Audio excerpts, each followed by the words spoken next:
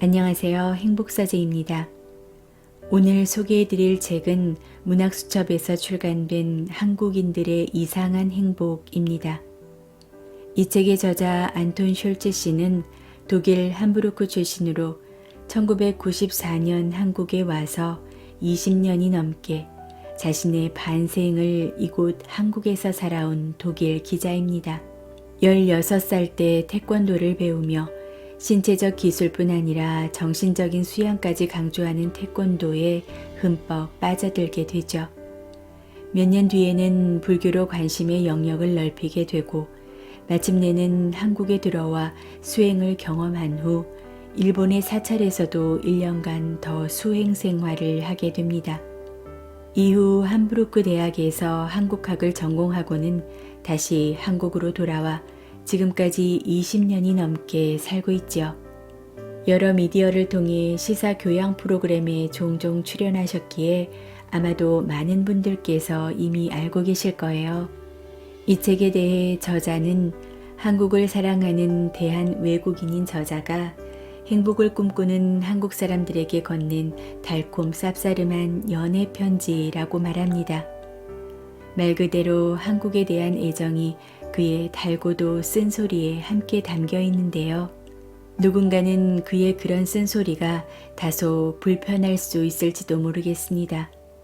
그러나 한국에서 행복을 발견해온 그는 정작 이 땅에 왜 이토록 행복하지 않다고 생각하는 사람이 많은지, 그리고 OECD 국가들의 연간 행복지수 순위에서 왜 거의 최하위를 기록하며 또 자살률은 늘 상위를 차지하는지 의문을 갖게 되지요.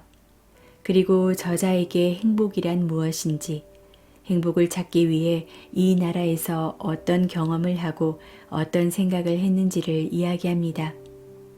거기서 더 나아가 한국 사람을 불행해 보이도록 만든 것들에 대해 이야기해 봄으로써 우리 사회와 우리가 어떻게 하면 더 나은 방향으로 변화할 수 있는지에 대한 희망을 담았습니다.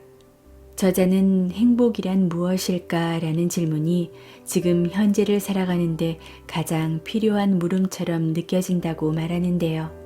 비틀즈의 멤버였던 존 레논의 일화를 다음과 같이 소개합니다. 사람들은 모두 어떤 방식으로든 행복을 갈망한다. 오랫동안 내 마음에 자리 잡은 행복에 관한 짧은 글이 있다. 내가 5살이 됐을 무렵 어머니는 늘 행복이 삶의 열쇠라고 말씀하시곤 했다. 학교에 들어가자 나는 크면 뭐가 되고 싶냐는 질문을 받았다. 나는 행복한 사람이 되고 싶다고 했다. 나는 질문을 제대로 이해하지 못했다는 말을 들었다. 그래서 나는 그럼 당신이 인생을 이해 못한 거라고 얘기해 주었다. 이 단순한 이야기 속에 중요한 사실이 하나 들어있다. 인생은 행복과 떼려야 뗄 수 없는 관계에 있고 모든 사람이 원하는 것 역시 행복이라는 사실이다. 따라서 행복이란 무엇인가의 구체적인 질문은 진정한 행복은 무엇이며 우리는 어떻게 그것을 얻을 수 있는가가 될 것이다. 행복하기 위해서는 무엇이 나를 행복하게 만드는지 알아야 한다. 뻔한 말이지만 자신이 어떻게 살고 싶고 무엇을 바라는지조차 모른다면 행복해지기 어렵다. 이 책에서 그가 눈여겨보는 지점은 각 개인이 지닌 가능성과 힘입니다.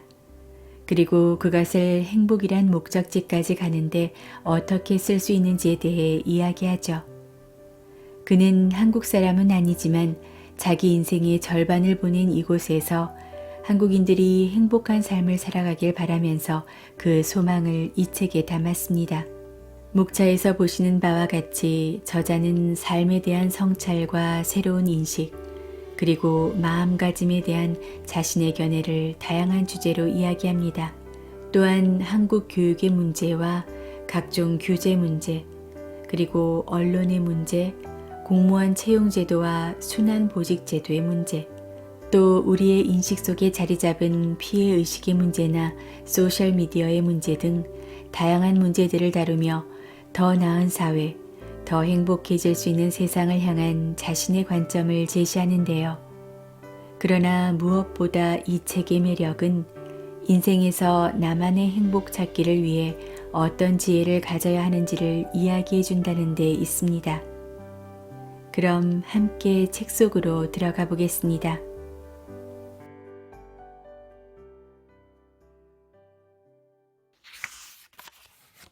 못 가본 길에서 마주치는 행복. 나는 길이 없는 곳으로 갈 것이고 길은 나와 함께 갈 것이다. 베이징의 길가에 있는 중국 음식을 파는 작은 식당에 앉아 이 구절을 읽었다. 낯선 경험을 즐기며 사람들이 가지 않은 길을 찾아가는 걸 좋아하는 나에게 마음 깊은 곳을 건드리는 문장이었다. 당시 주변 공간에 영향을 받은 탓일까? 나는 이 글이 당연히 중국의 고대 문헌에 나오는 문장인 줄 알았다. 나중에 이 문장은 호주 출신의 시인 조슬린 올트사이드의 글이라는 걸 알게 됐다. 길 없는 곳으로 떠나는 것, 그것이 바로 여행이자 모험이다. 남들이 가본 적 없는 길, 어떤 모험이 펼쳐질지 모를 그 길. 우리는 벌거숭이 빈손으로 태어났다가 빈손으로 돌아간다. 그 사이의 모든 것은 모험이다. 살면서 쌓아놓은 것들을 챙겨갈 수 없는 세상. 내 기준으로 생각하면 결국 모두 사라지는 건 엄연한 사실이다. 이 사실이 우리 인생의 대전제로 깔려있다. 나는 여행을 생각할 때마다 이 대전제를 먼저 떠올린다. 그럼 여행의 진정한 의미를 어렴풋이나마 느끼게 된다. 세상을 살다 보면 늘 두 가지 선택에 놓이게 된다. 유지 혹은 변화. 이 두 개의 가치를 좀 더 구체적으로 표현하면 안전 혹은 자유로 나눌 수 있지 않을까 싶다. 안전함 혹은 자유로움. 안전에 좀 더 많은 가치를 두면 어느 정도 자유를 포기해야 하고 자유의 비중을 높이면 안전이라는 보호막을 어느 정도 거둬들일 각오를 해야 한다. 성실하게 직장을 다니고 있는 사람은 월급이 만족스럽든 그렇지 않든 생활이 안정되고 경제적 안전도 어느 정도 보장받고 있다고 느낄 수 있다. 하지만 얼마나 자유롭게 살고 있는가 하는 관점에서 보면 직장에 얽매여 살고 있다는 말이 된다. 시공간의 자유를 어느 정도 포기하면서 그만큼 안전을 선택한 셈이다. 반대로 사업체를 운영하거나 프리랜서로 일하는 사람은 직장인보다 능동적으로 시간을 보낼 수 있지만 불안하다고 느낄 수 있다. 여행에서도 안전함과 자유로움의 가치는 공존한다. 떠나기 전부터 모든 일정이 갖춰진 패키지 여행 상품을 선호하는 사람이 있고 반대로 자유롭게 여행지 이곳저곳을 탐험하듯 다니려는 사람이 있다. 사실 여행의 숱한 순간에 안전함과 자유로움은 의식적으로든 무의식적으로든 반영된다. 그리고 그것들이 모여 삶의 태도가 되고 어떤 삶을 살아가는지 결정짓는다. 해가 갈수록 세상 사는 일이 빡빡하다. 사회적인 갈등도 첨예해지고 두 눈과 귀를 의심하게 하는 끔찍한 사건도 비일비재하다. 생존이라는 키워드는 경제적, 사회적 삶의 우선순위가 되어간다. 요즘 세상에서는 자유로움보다 안전을 선택하게 된다. 그러나 안전은 우리를 경직되고 좀처럼 움직이지 못하게 한다. 철옹성 같은 안전 앞에서 변화나 모험은 불온하고 위험한 선동문구로 전락한다. 그리고 세상은 점점 안전을 강요하는 쪽으로 변해간다. 자본주의 사회에서는 안전이라는 이미지를 내세우면 더 많은 이윤을 기대할 수 있기 때문이다. 그러나 완벽한 안전은 없다. 완벽한 안전과 보안을 원한다면 감옥에 가라. 미국 대통령 아이젠하워가 말했다. 옷과 음식도 제공받고 아프면 의료 서비스도 받을 수 있는 감옥은 완벽하게 안전한 장소다. 다만 한 가지, 자유가 없을 뿐이다. 과학과 기술이 눈부시게 발전하고 있다고 하지만 죽음은 여전히 삶의 일부다. 태어난 순간 죽음을 향해 다가간다는 사실은 변함이 없다. 거부할 수 없는 이 숙명 앞에서 인류가 이룩해 놓은 첨단 기술의 혜택을 누리며 현재의 만족을 위해 보다 많은 물질을 소유하기 위해 노력하고 안락하게 사는 것도 일견 자연스러워 보인다. 하지만 그런 삶이 행복과 안전을 보장해 줄 수 있을까?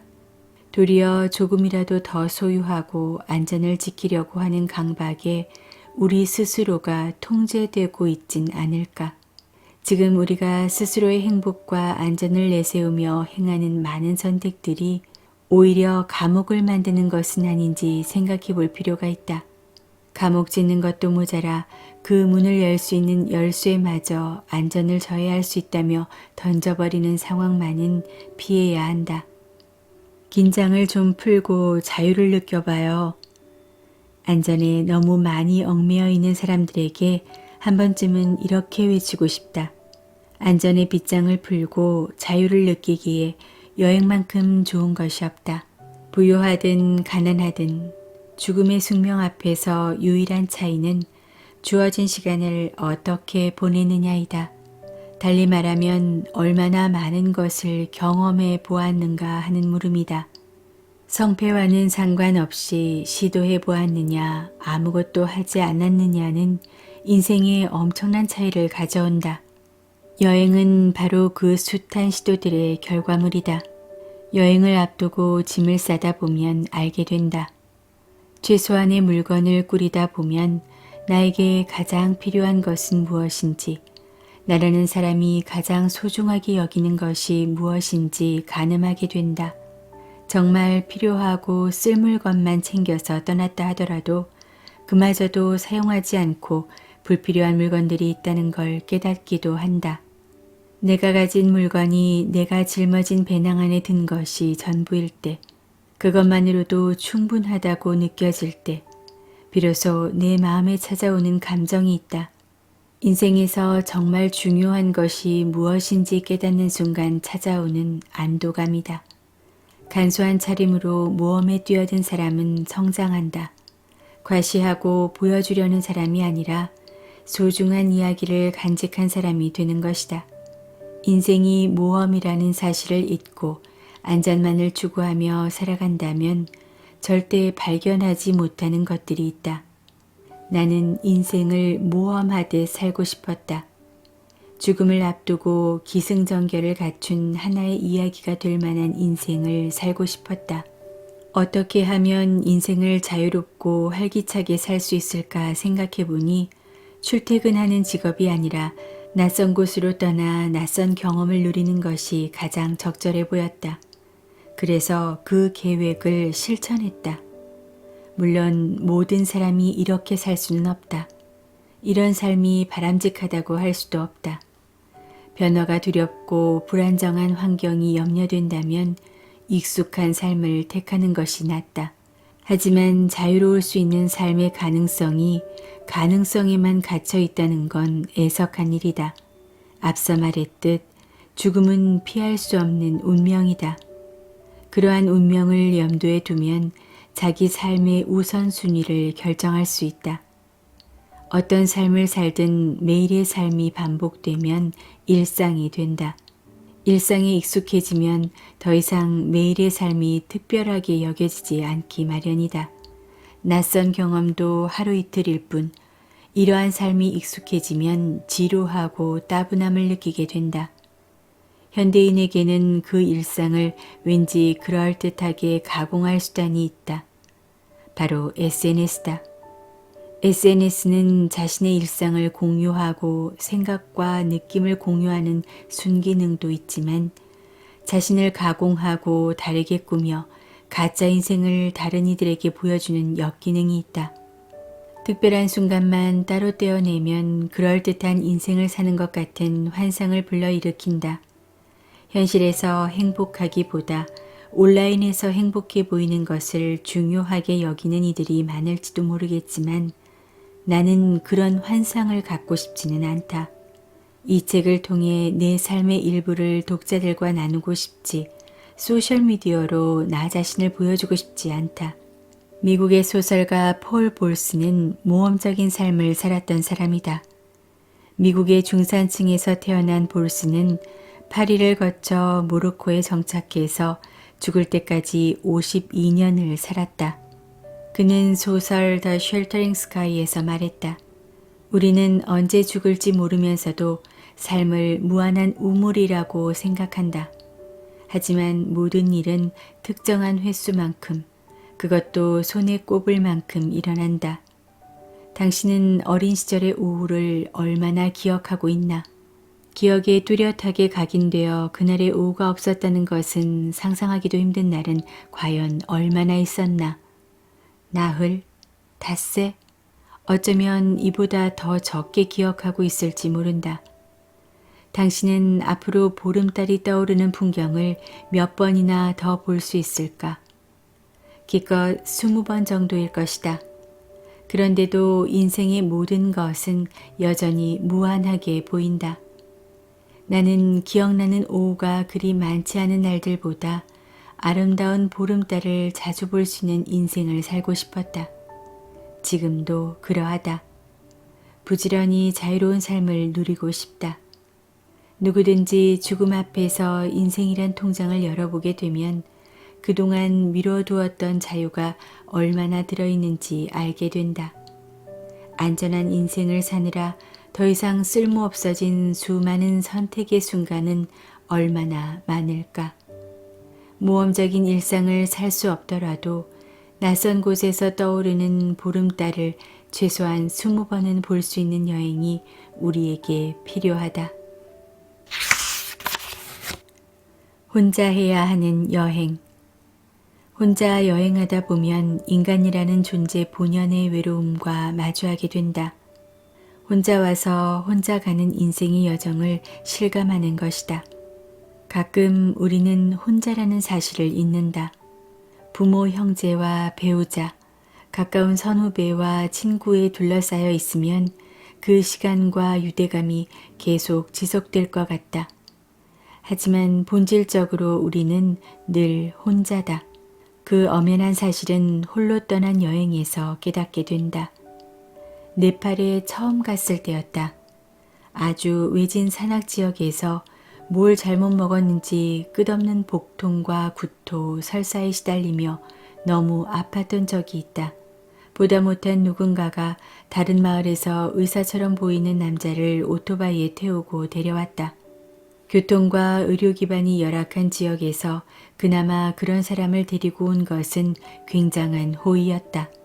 그 남자는 나에게 이런저런 약을 먹이더니 왜 이런 증상이 벌어진 것인지 알 수 없지만 이틀 후에도 살아있으면 나은 것이라는 황당한 말만 남기고 갔다. 내가 할 수 있는 일은 아무것도 없었다. 고통에 시달리며 그저 시간이 흐르기를 기다렸다. 낯선 여행지에서 말도 통하지 않는 사람들 사이에서 죽을 듯이 앓으면서 나는 철저하게 혼자였다. 그 순간은 지갑에 들어있는 돈도 소용없었다. 건강한 몸, 편안히 쉴 수 있는 방, 아프면 찾아갈 수 있는 병원, 아픈 와중에도 나한테 필요한 게 무엇일까 궁리하다가 떠올린 것들이다. 여행이나 사는 것이나 비슷하다. 가장 기초적인 것들이 가장 중요할 뿐 그 외의 것들은 부차적이었다. 참을 수 없을 만큼 외롭고 힘들 때 우리는 자신이 어떤 사람인지 깨달을 수 있다. 어느 누구와도 대화를 나누지 못한 채 외로움과 공포의 한가운데 놓여 있자니 왠지 모르게 명상하는 기분마저 들었다. 불안과 두려움으로 들썩이던 마음이 가라앉고 나는 호흡에 집중했다. 그러자 몸속 깊숙한 곳에서 지금껏 들어보지 못한 소리가 들려오는 느낌이 들었다. 일본 효고현의 사찰에서 1년 동안 수행을 하던 시절에도 고통의 현현을 경험했다. 그 사찰은 근처에 마을도 없는 깊고 깊은 산속에 위치해 눈이라도 내리면 완전히 고립되는 곳이었다. 먹을 것은 오직 밭에서 직접 기른 채소뿐이었다. 끼니 때가 되면 음식을 만들고 참선하는 것이 매일의 일상이었다. 헌데 밭에서 쭈그려 앉아 일하고 가부좌 자세로 수행하는 일을 반복하다 보니 얼마 되지 않아 무릎이 말썽을 부렸다. 처음에는 시린 듯 하더니 나중에는 뜨거운 못이 천천히 박혀드는 것 같은 끔찍한 통증이 느껴졌다. 하지만 나는 1년 동안 수행하겠다는 나와의 약속을 지키고 싶었다. 1년을 채우고 아픈 무릎을 질질 끌고 병원에 가보니 무릎뼈 사이에 연골이 찢어져 있었다. 2차례에 걸쳐 수술을 받았다. 더 이상 태권도 같은 무술을 예전처럼 할 수 없게 되었고 무릎에 힘이 들어가는 운동을 하면 통증에 시달린다. 건강한 무릎이 사라졌지만 육체적 고통을 이겨낸 기억 덕분에 얻은 것도 있다. 인생의 힘든 순간을 받아들이고 나 나름대로 이겨내는 방법을 터득했다. 어린 시절에는 누구나 악당을 물리치고 세상을 구하는 영웅의 이야기를 좋아한다. 시련을 극복하고 인류를 위한 위대한 임무를 완수하는 이야기는 언제 보아도 흥미롭고 영웅인 주인공과 나 자신이 하나가 된 것 같은 착각도 든다. 도전하고 견디고 극복해내는 이야기. 나 역시 내 인생의 페이지 곳곳에 여행 챕터를 넣어 다채롭고 흥미로운 서사를 만들어 왔다. 간혹 사는 게 힘들고 몸과 마음이 내려앉을 때 스스로에게 말을 건다. 이봐, 안톤, 너무 심각하게 생각하지 마. 이 순간도 하나의 모험일 뿐이야. 나의 모험이 마음에 들지 않고 그 이야기가 만족스럽지 않으면 바꿀 수 있는 힘은 나에게 있다. 한국에 살고 있는 시간이 오래되면서 이곳에서 계속 살 건가요? 하는 질문을 받는다. 글쎄요, 아닐 것 같아요. 언젠가는 짐을 싸서 다른 곳으로 떠나고 싶다. 편하고 익숙한 것들을 뒤로하고 새로운 출발을 해보고 싶다. 지금으로선 그곳이 남미의 어느 나라가 될지 아프리카 대륙의 어디가 될지 모르겠다. 새로운 나라에서 지금까지 겪어보지 못한 문화를 경험하고 싶은 마음은 늘 품고 있다. 프란츠 카프카의 짧은 소설 법 앞에서는 법 앞을 지키고 있는 문지기와 그곳에 들어가려고 하는 남자가 등장한다. 험상궂은 문지기는 남자에게 문을 넘어섰을 때의 위험에 대해 경고한다. 남자는 선뜻 들어가지 못한 채 오랜 시간을 문 앞에서 기다린다. 세월이 흘러 죽음을 앞둔 남자는 자기 외에 왜 아무도 이 문을 들어가지 않느냐고 묻는다. 문지기는 그 문은 오직 당신만을 위한 것이었다고 대답하고 문을 닫는다.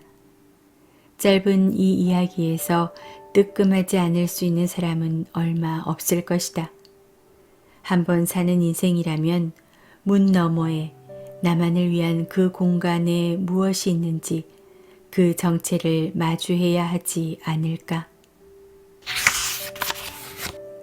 부모는 최선의 가치를 일깨워주는 인생의 스승. 교육이 만들어내는 악순환의 고리를 끊을 수 있는 실질적인 방법은 무엇일까? 모든 것이 그렇듯 변화는 나부터, 나의 자녀들부터 시작해야 한다. 애가 커서 어떤 일을 했으면 좋겠어요? 누군가 나에게 묻는다. 행복했으면 좋겠어요. 그가 다시 묻는다. 아니요, 그 뜻이 아니라 어떤 직업을 가졌으면 좋겠냐는 질문이에요. 그냥 뭘 하든 행복하면 될 것 같아요. 아이가 하고 싶은 일이고 만족한다면 괜찮을 것 같은데요.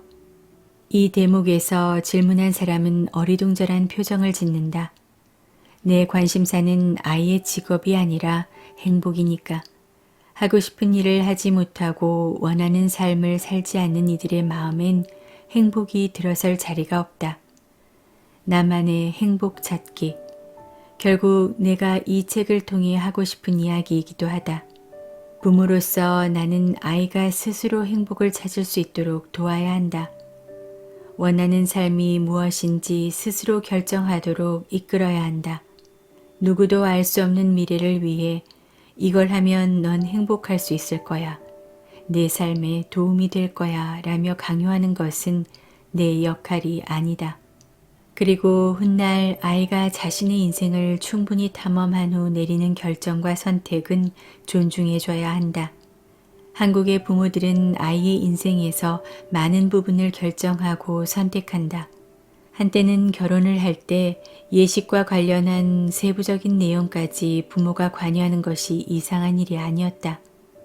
1990년대만 해도 호텔 식당이나 카페 같은 곳에서 양가의 부모님과 함께 앉아있는 예비 부부들을 많이 보았다. 본인의 결혼이지만 부모의 발언권이 훨씬 커 보였다. 물론 요즘은 그마저도 옛 이야기다. 부모는 자식에게 무엇이 최선인지 늘 안다고 생각한다. 사실일 수도 있지만 품 안에 있을 때나 맞는 말일 것이다. 어린 시절일지라도 지나친 개입은 스스로 살아갈 자립심을 기르는데 전혀 도움이 되지 않는다. 어미 새는 새끼들에게 나는 법을 가르쳐 줄 수 있지만 대신 날아줄 수는 없다. 날개를 펼칠 수 있는 공간을 마련해 주어야 하고 스스로 날 수 있을 때까지 끈기 있게 기다려야 한다. 아기 새는 제대로 날 수 있을 때까지 몇 번의 충돌을 경험할 것이고 그때마다 아프고 쓰라릴 것이다. 하지만 잘 될 때까지 실수하고 실패하는 것이 인생이다. 실패는 삶의 일부이고 가장 강력한 선생님이다. 앞치마를 두르고 요리하는 아빠를 보고 자란 아들은 한때 요리사가 장래의 희망이었다. 그 꿈을 펼쳐보고 싶었는지 한 번은 부엌에서 채소 자르는 것을 돕다가 셰프용 칼을 사용해 보고 싶다고 했다. 아이가 사용하기에 칼은 굉장히 날카롭고 컸다. 위험하다고 생각했지만 칼을 건넸다. 나는 두 가지를 생각했다. 아이가 만약 손을 베이거나 다치더라도 병원에 가면 그만이고 생명에 지장을 줄 일은 벌어지지 않을 것이다. 이 경우 아이는 칼을 조심히 다루는 법을 배우게 될 것이다. 반면 성공적으로 채소 자르는 일을 마친다면 아이는 큰 칼을 다뤄봤다는 자신감이 붙을 것이다. 그렇다면 나는 그 자신감을 믿어줘야 한다. 네가 할 수 있는 만큼만 최선을 다하면 되는 거야. 아버지는 항상 나에게 이렇게 말씀하셨다. 우리 귀에 익숙한 남보다 잘해야 돼 라는 말과는 전혀 다른 의미가 담겨 있다. 잘한다는 것은 그 자체로 의미가 있다. 그러나 남보다 잘 일하는 것은 남이 하는 만큼에 따라 내가 하는 것의 가치를 따지게 된다. 그렇다면 어떻게 좋은 것과 더 좋은 것을 측정할 수 있는지도 중요한 문제다. 눈먼 자들의 나라에서는 외눈박이가 왕이다 라는 말이 있다. 우신 예찬을 쓴 르네상스 시대의 인문학자 에라스무스의 말인데 무슨 뜻이 담긴 걸까? 외눈박이는 맹인보다야 시력이 더 낫겠지만 자신 있을 만큼은 아니다. 남들과의 비교를 통해서 가늠할 수 있는 실력이라면 더 높은 실력을 지닌 사람에 의해 언제든지 무너질 것이다. 그는 애초에 자기 실력이 없는 사람이다. 잘하고 싶다면 비교가 아니라 스스로 최선을 다한 만큼 실력을 쌓으면 된다. 사실 나는 승부욕이 강하고 앞서 나가는 것을 좋아하는 기질을 가지고 있다. 하지만 누군가보다 잘했다고 해서 그 일에 만족하지 않는다. 그보다 내가 스스로 정한 목표를 이루어냈을 때의 만족감이 더 크다. 그런 성취를 해낼수록 다른 사람의 칭찬이나 비교에 영향을 받지 않는다. 나 역시 아이에게 남들보다 더 잘해야 한다고 강요하지 않는다. 아버지의 가르침대로 그저 자신이 할 수 있는 만큼 최선을 다하라고 가르친다. 다만 더 할 수 있는 잠재력이 있는데도 노력하지 않는 태도에 대해서는 지적한다. 남들보다 앞서는 것이 중요한 게 아니라 스스로의 한계까지는 가봐야 한다고 생각한다. 그래야 자신의 선택에 만족하고 행복을 느낄 수 있을 테니까. 유도의 창시자인 가노지고로는 이렇게 말했다. 누군가보다 나은 것이 중요한 것이 아니라 어제보다 나은 것이 중요하다. 이 한마디에 내가 하고 싶은 말이 완벽하게 담겨 있다. 다른 사람과 나를 비교하면서 그들보다 얼마나 더 잘하는지 비교하는 일은 부질없다. 우리는 오늘의 나가 어제의 나보다 얼마나 더 나아졌는지를 생각해야 한다. 그것이 인생의 성공을 가늠하는 기준이 되어야 한다. 아버지가 세상을 떠난 지 벌써 여러 해가 지났지만 나는 여전히 그분과 함께 있다고 느낀다. 나는 성격이나 기질 모두 아버지와 다르고 다른 삶을 살아가고 있지만 아버지가 전해준 가르침은 언제나 인생의 나침반이 되어 나를 이끈다. 살면서 여러 스승을 만났지만 아버지처럼 내게 영향을 끼친 스승은 없다. 내가 아들의 스승이 되고 싶은 이유도 여기 있다. 아버지가 내게 그랬던 것처럼 충분한 시간을 함께 하면서 인생의 중요한 것들, 옳고 그른 것을 알려주는 나침반이 되고 싶다. 그런 가르침은 학교나 학원에서 배울 수 있는 게 아니다. 지식은 원한다면 어른이 되어서도 배울 수 있지만 내면의 나침반 같은 존재가 없으면 인생의 방향을 찾아가는 일은 너무도 어렵다. 그런 면에서 교육열이 남다른 한국 사회에서 볼 수 있는 기러기 아빠라는 개념은 정말 염려스럽다. 아이의 교육을 위해 가족이 떨어져 지내야 한다는 발상도 이해할 수 없을 뿐더러 홀로 남겨진 아빠의 삶도 가장 필요한 스승을 갖지 못한 채 성장하는 아이들 또한 안타깝다. 아이비리그 대학에 입학하기만 하면 그 잃어버린 시간을 보상받을 수 있을까? 과연 그 성취가 누구를 위한 것이고 그럴 만한 가치가 있는 것인지도 의심스럽다. 무엇보다 가족은 함께 살아야 한다. 서로 가까이 지내며 살도 맞대야 사랑도 가르침도 잘 스며들고 효과가 있다. 내가 되도록이면 아이가 대학에 들어가기 전까지 가깝게 지내며 많은 추억을 쌓고 싶은 이유도 그 때문이다.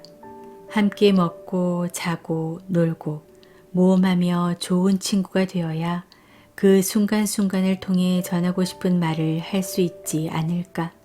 시리에 빠졌을 때 함께 고민했던 시간, 방황하고 힘들어할 때 붙잡아주고 의지가 되었던 시간을 통해 가르침은 전해질 것이다. 타인의 관심에 갇히고 싶은 욕망. 한국인의 자기인식에는 수치심이라는 항목도 꽤 중요한 역할을 한다. 주로 부정적인 자기인식에 기여하는 감정이다. 많은 한국 사람들이 자신의 외모, 경제적 성공, 사회적 지위에 만족하지 못한다. 친구, 사촌, 지인 등 타인과 비교하며 부끄러워하기도 한다. 사회가, 미디어가 부추기는 수치심의 항목은 끝없이 늘어만 가고 이에 발맞추기 위해 부단히 노력하며 자신을 저울질한다.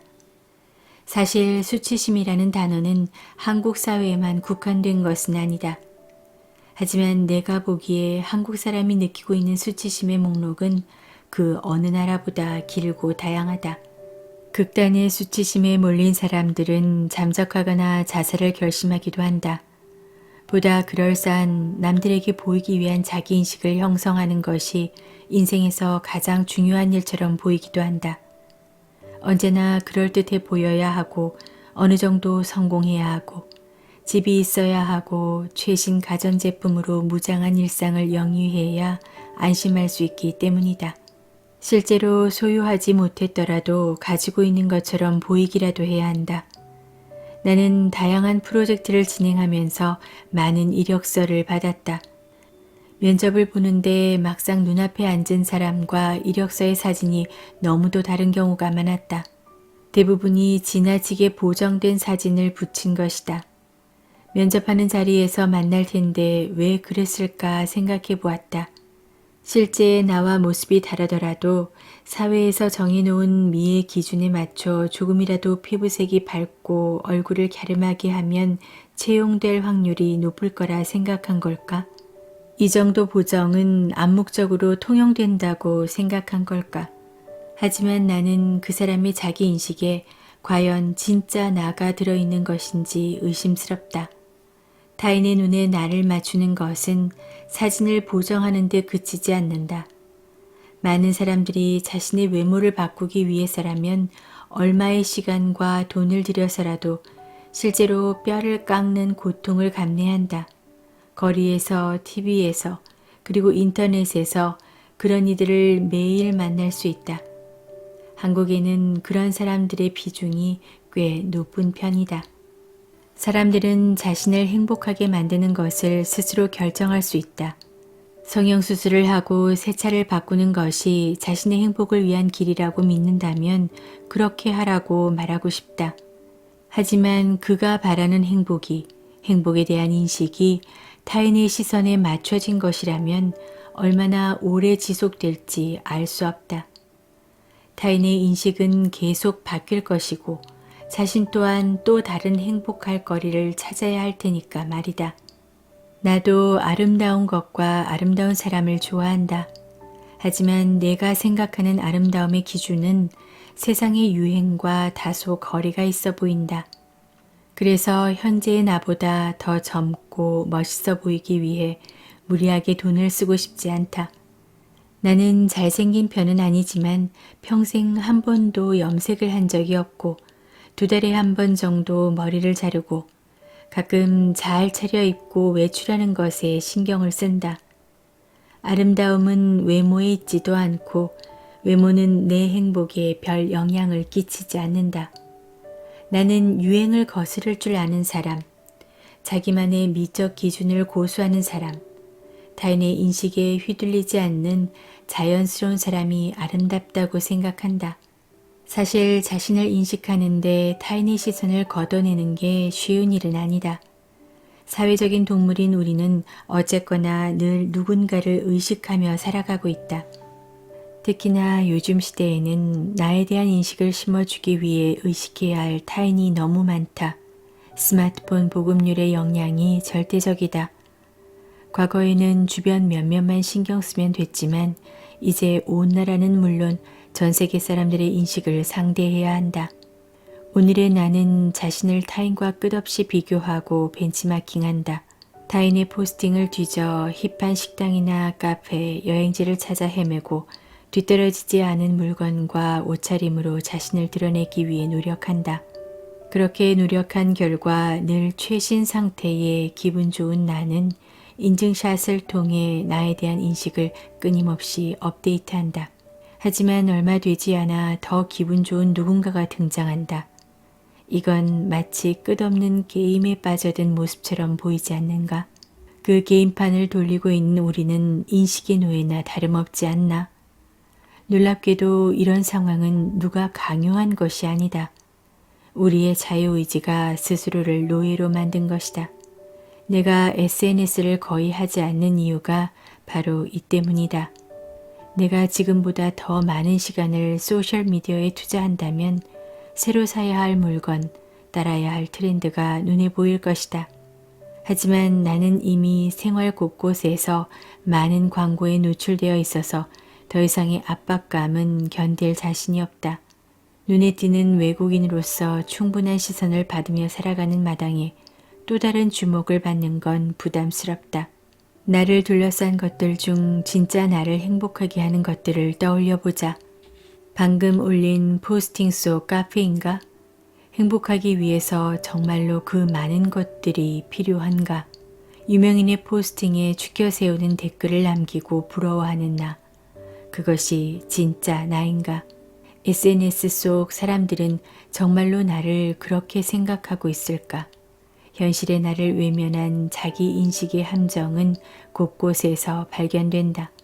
정작 내가 슬프고 외로울 때 나를 위로해 줄 수 있는 사람은 팔로워 숫자만큼 필요하지 않다. 하지만 사람들은 그 숫자에 민감하다. 서로를 온전히 바라볼 수 없는 관계 속에서 공허감만 키우고 있는 것이다. 우리의 진짜 삶은 SNS에 담을 수 없다. 실제 나는 핸드폰 화면 밖에서 가상의 나를 물끄러미 바라보고 있는 바로 그 사람이다. 인식하지 않고 삶을 살 수는 없지만 가짜로 조작된 인식의 노예가 되어서는 안 된다. 내 실제 모습은 내가 바라는 모습이 아닐 수도 있다. 타인의 눈에 띄지 않을 수도 있다. 그럼에도 나는 존재한다. 우리는 그러한 자신을 인정할 줄 알아야 한다. 지금의 나보다 멋진 사람이 되기 위해 노력하는 모습은 바람직하다. 하지만 타인의 눈요깃거리에 맞춰진 라이프 스타일은 삶을 피로하고 공허하게 만든다. 자기 인식은 실제 자신을 객관적으로 파악하고 받아들이는 것에서 시작된다. 당신에게 달려있다. 한 구도자가 있었다. 그는 천국과 지옥이 어떻게 다른지 알고 싶었다. 어느 날 그에게 지옥의 환영이 보였다. 수많은 테이블 위에 진귀한 음식들이 가득 차려져 있었고 사람들은 저마다 기다란 숟가락을 들고 앉아 있었다. 지옥이 이리도 호화로운 곳인가? 당황한 구도자에게 이내 이상한 점이 눈에 띄었다. 사람들이 모두 일그러진 표정을 지으며 끙끙 앓고 고통스러워하고 있었던 것이다. 그들은 너무 긴 숟가락을 좀처럼 입으로 가져오지 못한 채 산의 진미를 앞에 두고도 전혀 먹지 못하고 있었다. 지옥은 이처럼 배고픔에 시달리는 이들의 아우성과 신음소리로 가득했다. 다음엔 구도자에게 천국의 환영이 보였다. 헌데 천국의 모습도 지옥과 다르지 않았다. 테이블 가득 온갖 호화로운 음식들이 차려져 있었고 사람들 또한 지옥에서처럼 긴 숟가락을 들고 있었다. 천국과 지옥은 같은 곳인가? 구도자는 자세히 사람들을 살폈다. 과연 다른 점이 눈에 들어왔다. 천국의 사람들은 모두 웃으면서 맛있는 음식을 배불리 먹으며 행복한 표정을 짓고 있었다. 자기 입으로 숟가락을 가져오려고 끙끙대던 지옥의 사람들과는 달리 천국의 사람들은 긴 숟가락에 음식을 담아 맞은편 사람의 입에 주고 있었던 것이다. 천국과 지옥의 숟가락에 관한 우화는 너무도 명확하게 삶의 진실을 짚어준다. 인생은 좋은 것도 나쁜 것도 정해지지 않았다는 사실. 천국과 지옥은 같은 곳이라는 점. 자신만 생각하는 사람, 세상의 어둡고 부정적인 것만 확인하고 그에 맞춰 행동하는 사람은 지옥을 살고 있는 것이다. 하지만 같은 곳, 같은 자리에 있는 누군가는 천국을 누리고 있다. 인식을 바꾸고 깨달은 사람에겐 지옥도 천국이 된다. 한국의 수많은 젊은이들이 한국 사회를 부정적으로 바라본다. 삶이 너무 힘들어 연애와 결혼, 출산을 포기했다. 그렇게만 삶을 내려놓으면 그런 대로 살 줄 알았는데 집을 마련할 꿈도 포기하고 경력도 포기해야 하고 더 나아가 인간관계, 취미, 희망까지 단념해야 한다고 토로한다. 최근에는 신체적 건강과 외모도 포기하기에 이르렀다며 한숨을 쉰다. 그들은 가질 수 없는 것들을 열거하며 포기 세대의 절망을 이야기하지만 내가 보기엔 좀 다르다. 나는 한국의 젊은이들이 안전한 나라에서 민주주의의 세례를 받는 행운을 누렸다고 생각한다. 그들은 전쟁의 공포나 정치적 박해의 두려움 없이 살고 있으며 최소한의 의식주 외에도 많은 것을 소유한 풍요 속에 살고 있다. 사실 한국의 기나긴 역사를 볼 때 이 나라와 국민들이 지금처럼 안전과 번영을 누린 적은 없었다. 물론 이 사회는 사람들의 행복을 위해 달라져야 할 여러 부조리와 문제를 안고 있다. 이에 관한 이야기는 이 책을 통해 전달했다. 나는 한국을 사랑하는 만큼 한국 사회에서 느낀 여러 문제들을 지적했다. 불편하게 느낀 사람들이 있을지 모르겠지만 이는 내가 받은 고마움을 돌려주는 나만의 방식이다. 내가 애정을 품고 바라보는 이 사회가 많은 사람들에게 풍요와 혜택을 주면서도 살기 힘든 곳이라는 불명예를 안고 있다는 사실에 가슴이 아프다. 한국은 지구상에서 가장 안전한 나라 중 하나며 사람들 대부분이 착하고 친절하다. 지루할 틈 없는 역동성이 날마다 숨쉬는 곳이기도 하다. 의료 시스템은 세계적으로도 훌륭하다.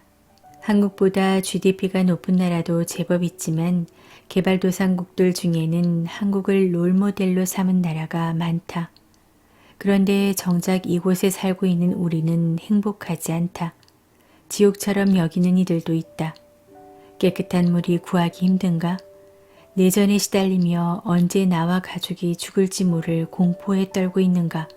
기본적인 의약품이 부족해 작은 질병에도 아이들이 죽는 모습을 지켜봐야 하는가? 내 머릿속 지옥의 이미지는 이러하다. 이런 환경에 살고 있는 사람들이 삶을 지옥이라고 한다면 전적으로 동의한다. 하지만 한국은 아니다. 마음속이 지옥이라면 모를까? 이 사회가 지옥이라는 말은 이해할 수 없다.